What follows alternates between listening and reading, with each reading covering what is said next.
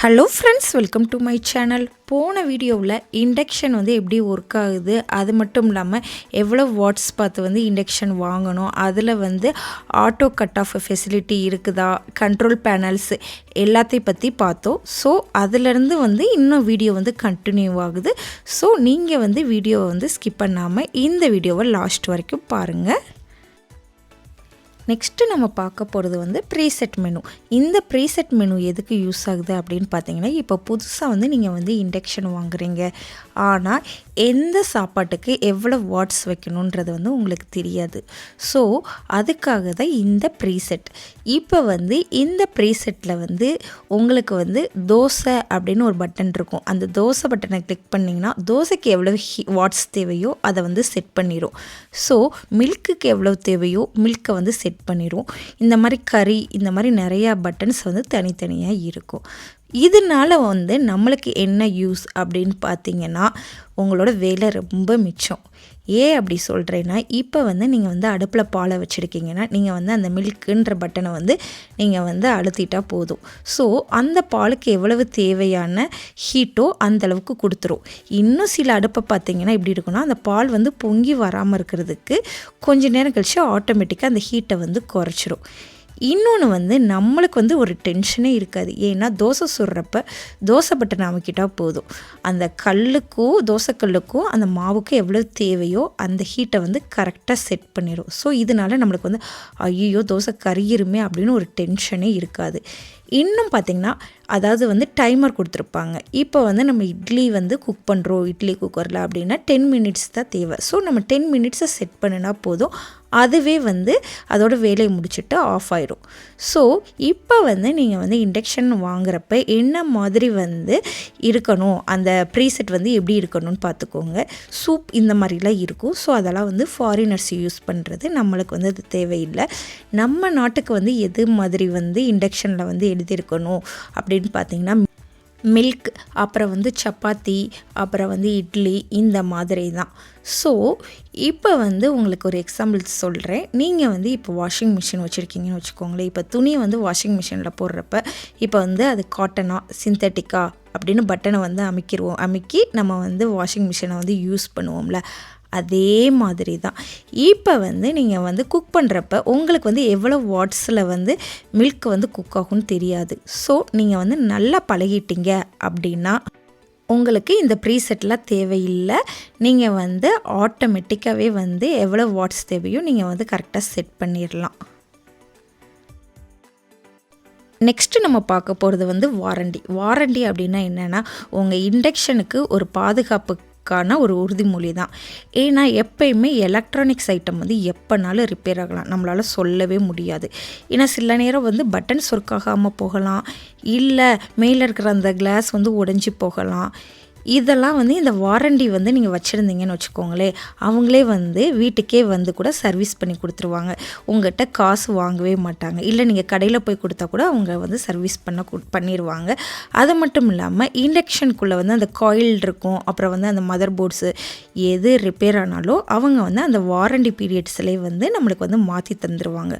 So நீங்கள் முக்கியமாக கவனிக்க வேண்டியது என்னென்னா, ஒரு நல்ல பிராண்டை நீங்கள் வாங்கிக்கோங்க. விலை ரொம்ப கம்மியாக இருக்குது அப்படின்றதுக்காக பேரே தெரியாத ஒரு இண்டக்ஷன் வாங்கிறத விட நீங்கள் நல்ல பிராண்டடான ஒரு இண்டக்ஷன் நீங்கள் வாங்கிக்கோங்க. அப்படின்னா தான் இப்போ ரிப்பேர் ஆச்சுனாலும் அதை சரி பண்ணுறதுக்கான ஸ்பேர் அந்த பார்ட்ஸ் எல்லாம் மார்க்கெட்டில் அவைலபிளாக கிடைக்கும். ஸோ அது மட்டும் இல்லாமல் நல்ல பிராண்ட் அந்த மாதிரி இருந்துச்சு அப்படின்னா நம்ம ஊர்லேயே அதுக்கான சர்வீஸ் சென்டர்ஸ் எல்லாம் இருக்கும். ஸோ அந்த மாதிரி பிராண்டடு பிக் பிராண்டட் அந்த கம்பெனிஸ் தான் ஒரு வருஷம் வரைக்கும் வாரண்டி தருவாங்க. அப்படின்னா அவங்களோட பொருள் ஒரு வருஷம் ஆனாலும் ரொம்ப குவாலிட்டியாக இருக்கும் அப்படின்னு நம்புறனால தான் நம்மளுக்கு 1 இயர் வாரண்டி அவங்களால கொடுப்பாங்க. இப்போ இந்த வாரண்டியில் நம்ம என்னெல்லாம் கவனிக்கணும்னு சொல்கிறேன். First warranty card. இப்போ இண்டக்ஷன் வாங்குறப்ப கடைக்காரர்கிட்டையே சொல்லுங்கள், வாரண்டி கார்டில் சீல் இருக்கா, டேட் இருக்கா, எல்லாமே போட்டு தர சொல்லுங்கள். பில்லையும் நீங்கள் பத்திரமா வச்சுக்கோங்க. ஸோ எதுக்கெல்லாம் வாரண்டி தருவாங்க அப்படின்னு பார்த்தீங்கன்னா, சில சமயம் அந்த நம்ம இண்டக்ஷனில் மேலே அந்த கண்ணாடி இருக்கும்ல, அந்த உடஞ்சிச்சின்னா வாரண்டி தரவே மாட்டாங்க.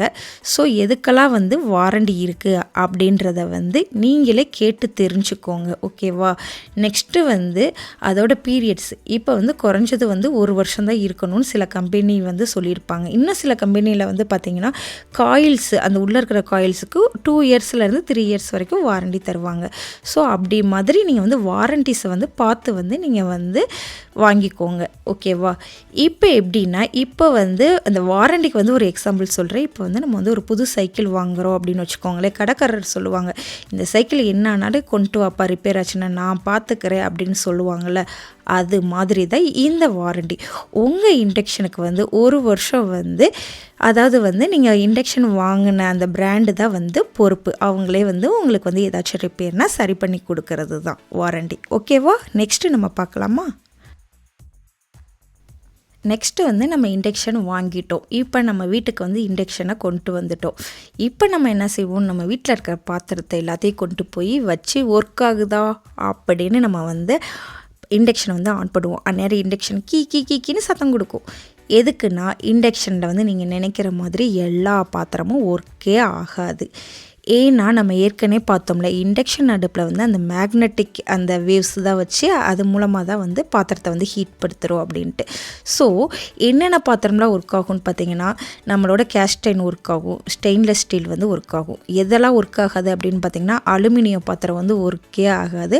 அது மட்டும் இல்லாமல் காப்பர், பித்தளை, மண்பானம், கண்ணாடி பாத்திரம் எதுவுமே வந்து இண்டக்ஷனில் வந்து ஒர்க் ஆகாது.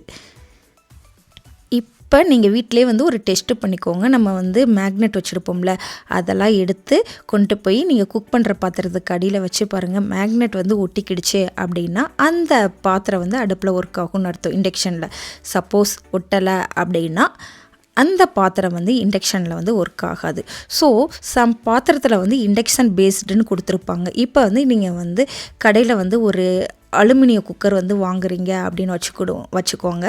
ஸோ நீங்கள் அதுக்கு அடியில் பார்த்தீங்கன்னா ஒரு தட்டையான சில்வர் தட்டு மாதிரி இருக்கும். அதில் குட்டி குட்டி ஒரு மாதிரி டாட்ஸாக வந்து போட்டிருக்கும். இதை நீங்கள் கண்டிப்பாக எல்லாருமே பார்த்துருப்பீங்க. ஸோ அதில் மட்டும்தான் அலுமினிய பாத்திரமாக இருந்தால் கூட இண்டக்ஷனில் வந்து அதாவது வந்து ஒர்க் ஆகும். ஓகேவா? இப்போ பாத்திரத்தோட அடியில் ஃப்ளாட்டாக இருக்கணும். அப்போ தான் வந்து அந்த பாத்திரம் வந்து இண்டக்ஷனில் வந்து ஒர்க் ஆகும். இப்போ நீங்கள் வந்து என்ன கவனிக்கணும்னு நான் சொல்கிறேன். இப்போ நீங்கள் வந்து ஒரு பாத்திரம் வாங்குறீங்க அப்படின்னா அதுக்கு அடியில் வந்து ஒரு சுருள் மாதிரி, அதாவது வந்து காயில் சிம்பிள் மாதிரி இருக்கும். அப்படி இருந்துச்சுன்னா அது வந்து இண்டக்ஷன் ஃப்ரெண்ட்லின்னு அர்த்தம். இன்னொன்று வந்து அலுமினிய சட்டியெல்லாம் எதுவுமே வச்சிடவே கூடாது. ஸோ அப்படியெல்லாம் நீங்கள் வச்சிட்டிங்கன்னா எரர் காமிச்சிரும். இன்னொன்று வந்து எவர் சில்வர் பாத்திரத்தில் வந்து ரொம்ப வெயிட்டான பாத்திரமாக இருக்கும்ல, அந்த மாதிரி நீங்கள் வச்சிங்கன்னா சூப்பராக வந்து குக் ஆகும். ஓகேவா? இன்னொன்று முக்கியமான விஷயம், சில இண்டக்ஷன் அடுப்பு வாங்குறப்ப அதுக்கு வந்து இலவசமாக வந்து பாத்திரமும் கொடுப்பாங்க. ஸோ அதையும் கேட்டு பார்த்துக்கோங்க. அப்படின்னா தான் உங்களுக்கு ஆரம்பத்துலேயே வந்து குக் பண்ணுறதுக்கு ரொம்ப ஈஸியாக இருக்கும். நெக்ஸ்ட்டு நம்ம பார்க்க போகிறது, இண்டக்ஷன் அடுப்பு வாங்கிட்டா ஐயையோ கரண்ட் பில் அதிகமாயிருமே அப்படின்ற ஒரு பயம் இருக்கும். இப்போ நான் வந்து உங்களுக்கு புரிகிற மாதிரி சொல்கிறேன். கேஸ் அடுப்பு யூஸ் பண்ணுறனால நம்மளுக்கு லாபமா, இல்லாட்டின்னா இண்டக்ஷன் அடுப்பு யூஸ் பண்ணுறனாலையா அப்படின்னு சொல்கிறேன். இப்போ இருக்கிற கேஸோட விலைவாசி பார்த்திங்கன்னா ரொம்ப கேஸ் சிலிண்டரோட விலை வந்து அதிகமாக தான் இருக்குது. இப்போ கேஸ் அடுப்பு வச்சுக்கோங்களேன். இப்போ ஒரு சிலிண்டரோட விலை 1100. ஒவ்வொரு ஊருக்கு படி அது வந்து மாறும். ஓகேவா? இப்போ அந்த சிலிண்டர் வந்து எவ்வளோ நாளைக்கு வரும்? 1லேருந்து 1.5 மாதம் வரைக்கும் வரும். இப்போ இண்டக்ஷன் அடுப்பு எடுத்துக்கோங்க.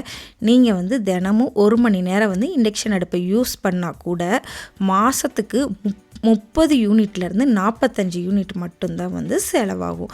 ஸோ இப்போ தமிழ்நாட்டோட அந்த யூனிட் விலையை பார்த்திங்கன்னா ஒரு கேஸ் சிலிண்டருக்கு ஆகிற செலவை விட இந்த இண்டக்ஷனுக்கு வந்து நீங்கள் வந்து கரண்ட் பில் கட்டுற செலவு வந்து கம்மி தான்.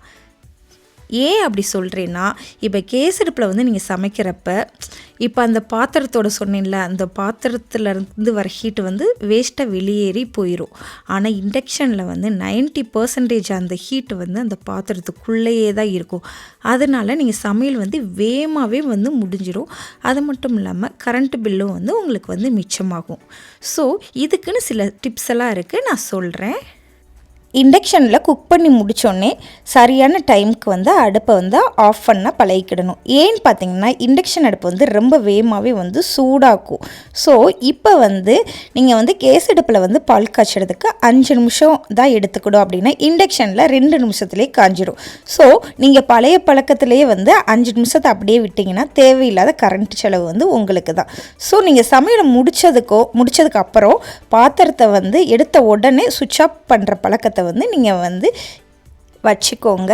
அது மட்டும் இல்லாமல் முக்கியமாக வந்து நீங்கள் கவனிக்க வேண்டிய 3 டிப்ஸ் இருக்குது. என்னென்னு பார்த்தீங்கன்னா, மூடி வச்சு சமைங்க. பாத்திரத்தை வந்து நீங்கள் மூடி வச்சு சமைக்கிறனால அந்த ஆவி வந்து வெளியேறாமல் சீக்கிரமாகவே சமைச்சிடலாம். இதனால் பார்த்திங்கன்னா உங்களுக்கு வந்து கரண்ட்டு வந்து மிச்சமாகும். இன்னொன்று வந்து டைமர் யூஸ் பண்ணுங்கள். இப்போ காய்கறி குக் பண்ணுறதுக்கு இல்லை முட்டை வேக வைக்க இதுக்கெல்லாம் 10 நிமிஷம் போதும்னா நீங்கள் வந்து டைமரை வந்து 10 நிமிஷம் செட் பண்ணிடுங்க. அதுவே வந்து குக் ஆனதுக்கப்புறம் ஆஃப் ஆயிடும். இன்னொன்று பார்த்திங்கன்னா ரொம்ப கனமான பாத்திரத்தை வந்து யூஸ் பண்ணுங்கள். அதாவது வந்து அடிபாகம் வந்து ரொம்ப கொஞ்சம் சமமாக இருக்கணும். அது மட்டும் இல்லாமல் கொஞ்சம் திக்காகவும் இருக்கணும். குழியான பாத்திரத்தை விட அந்த நல்ல சமமாக இருக்கிற பாத்திரத்தை யூஸ் பண்ணிங்கன்னா உங்களுக்கு கரண்ட் பில்லும் வந்து ரொம்பவே மிச்சமாகும். நெக்ஸ்ட்டு இண்டக்ஷன் அடுப்பு வாங்கலாமா அப்படின்னு யோசிக்கிறப்பேவும் எல்லார் மனசுலேயும் வர பெரிய பயம் என்னென்னா, இதில் தண்ணி சிந்துனா ஷாக் அடிக்குமா, இல்லை கையை தெரியாமல் வச்சுட்டா ஷாக் அடிக்குமா அப்படின்றது தான். உண்மை என்னென்னா இதில் ஷாக் அடிக்க வாய்ப்பே இல்லை. ஏன்னா இண்டக்ஷன் அந்த அடுப்போட மேல் பகுதி எப்படி இருக்கும்னா ஃபுல்லாமே கண்ணாடி தான். கண்ணாடி வழியாக மின்சாரம் வந்து பாயவே பாயாது. ஸோ அதனால் நீங்கள் கையை வச்சாலும் இல்லை சமைக்கிறப்போ குழம்பு சிந்துனா கூட ஷாக் அடிக்காது. இன்னொன்று பார்த்திங்கன்னா இதில் வந்து கரண்ட்டு நேரடியாக வந்து பாத்திரத்துக்கு போகாது. ஸோ அந்த மேக்னெட் வேவ்ஸாக தான் வந்து மாறும். ஸோ இதனால் உங்களை வந்து கரண்ட் வந்து தொடவே முடியாது. இன்னமும் வந்து நீங்கள் வந்து நல்ல பிராண்டடான அடுப்பை வாங்கினீங்கன்னா அதிலே வந்து எர்த் வசதி வந்து பக்காவாக கொடுத்துருப்பாங்க. ஸோ அதனால் நீங்கள் வந்து பயப்படாமல் வந்து இண்டக்ஷன் வந்து வாங்கலாம். இன்னொன்று பார்த்திங்கன்னா ரொம்ப முக்கியமான விஷயம் என்னென்னா, சப்போஸ் உங்கள் அடுப்போட கண்ணாடி அது உடஞ்சிருந்துச்சுன்னா அப்படியே நீங்கள் வந்து அதை யூஸ் பண்ணிடாதீங்க. ஏன்னா அந்த உடஞ்சிருக்கிற அந்த கேப் இருக்குல்ல, அது வழியாக வந்து தண்ணி வந்து உள்ளே போனால் மட்டும்தான் ஷாக் அடிக்கிறதுக்கான வாய்ப்பு இருக்குது. ஸோ இன்னொன்று வந்து ஈரமான கைகள் தான். அதாவது வந்து உங்கள் வீட்டு சுவிட்ச் போர்டில் ஈரக்கையோடு வந்து சுவிட்ச் போடுறது எப்படி ஆபத்தோ அதே மாதிரி தான் இதுவும். மிச்சபடி வந்து நீங்கள் வந்து அடுப்பு மேலே கை வைக்கிறனால ஒரு பிரச்சனையும் இல்லை. உங்களுக்கு புரிகிற மாதிரி சொல்ல போனால் நீங்கள் வந்து மிக்சியில் கிரைண்டரை வந்து எந்த அளவுக்கு பாதுகாப்பாக வந்து யூஸ் பண்ணுறீங்களோ அந்த அளவு வந்து இண்டக்ஷனும் ரொம்பவே பாதுகாப்பு தான். ஸோ நீங்கள் வந்து இண்டக்ஷனை பயப்படாமல் வாங்கலாம். இப்போ உங்களுக்கு இண்டக்ஷன் பற்றின பயம் எல்லாமே போயிருக்கும். இனி நீங்கள் தைரியமாக கடைக்கு போய் நீங்கள் எவ்வளோ வாட்ஸ் என்ன மாடல் அப்படின்றத வந்து நீங்கள் கேட்டு வாங்கலாம். ஸோ உங்களுக்கு இந்த வீடியோ பிடிச்சிருந்துச்சுன்னா மறக்காமல் ஒரு லைக் பண்ணுங்கள். உங்கள் ஃப்ரெண்ட்ஸுக்கும் வந்து இந்த தகவலை வந்து ஷேர் பண்ணுங்கள்.